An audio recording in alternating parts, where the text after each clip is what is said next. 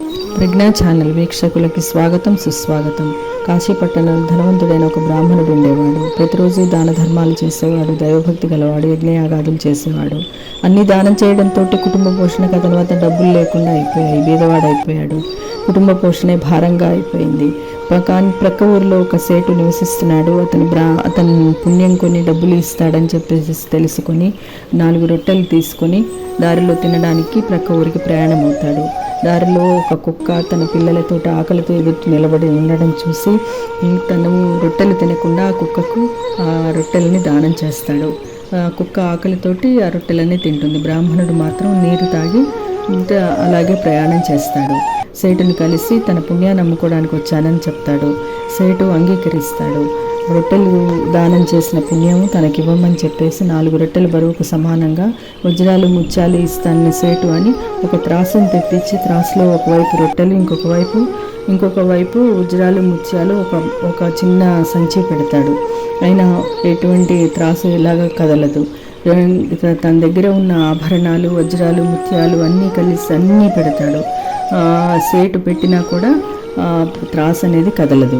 అయితే బ్రాహ్మణుడు సేటుతోటి అక్కడ ఉన్న వారందరూ అది చూసి ఆశ్చర్యపోతారు. బ్రాహ్మణుడు సేటుతోటి నా మనసు మార్చుకున్నాను, ఇప్పుడు నా పుణ్యాన్ని నీకు అమ్మడం లేదు అని రిక్తహస్తాలతో ఇంటికి ప్రయాణం అవుతాడు.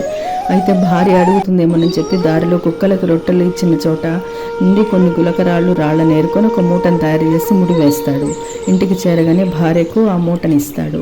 ఇచ్చి ఊరిలోకి వెళ్తాడు. అయితే బ్రాహ్మణుడు అటు వెళ్ళగానే బ్రాహ్మణుడి భార్య మూటను విప్పి చూస్తుంది. అన్ని వజ్రాలు, నగలు, ఆభరణాలు ఉంటాయి. అయితే బ్రాహ్మణుడి ఇంటికి తిరిగి రాగానే మీరు ఇచ్చిన పుణ్యానికి ఇంత విలువ ఎవరు కట్టారు అని అడుగుతుంది. అయితే బ్రాహ్మణుడు ఆశ్చర్యపోతారు. విలువ కట్టడం ఏంటి అని అడుగుతాడు. అయితే వజ్రాలు, ఆభరణాలు వచ్చినాయి చూడమంటాడు. ఏది తీసుకురమ్మని చెప్పి అడుగుతాడు బ్రాహ్మణుడు. తీసుకురాగానే మొత్తం చూపిస్తాడు. బ్రాహ్మణుడే ఆశ్చర్యపోతాడు.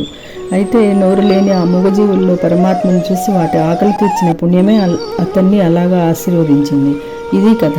మంచి పనులు చేసి సంపాదించుకున్న పుణ్యాన్ని ఎవరు దొంగిలించలేరు. అది వెలకట్టలేనిది. దేవుడు మనల్ని పరీక్షిస్తాడు. మనం ఆ పరీక్షలో ఉత్తీర్ణులైతే మనల్ని శాశ్వతంగా ఆశీర్వదిస్తాడు. అందుకే ఎంతటి సంక్షోభం వచ్చినా కూడా భగవంతునిపై విశ్వాసం ఉంచాలి. జీవుల సేవే మాధవ సేవ, మానవ సేవే మాధవ సేవ అని నమ్మకం ఉంచి మంచి పనులు చేయాలి. ఇలాగే మంచి విషయాలు మీ ముందు ఉంచడానికి ప్రజ్ఞా ఛానల్ని లైక్ చేయండి, షేర్ చేయండి, సబ్స్క్రైబ్ చేయండి. ధన్యవాదములు. బలభద్రపాత్రం శ్రీదేవి.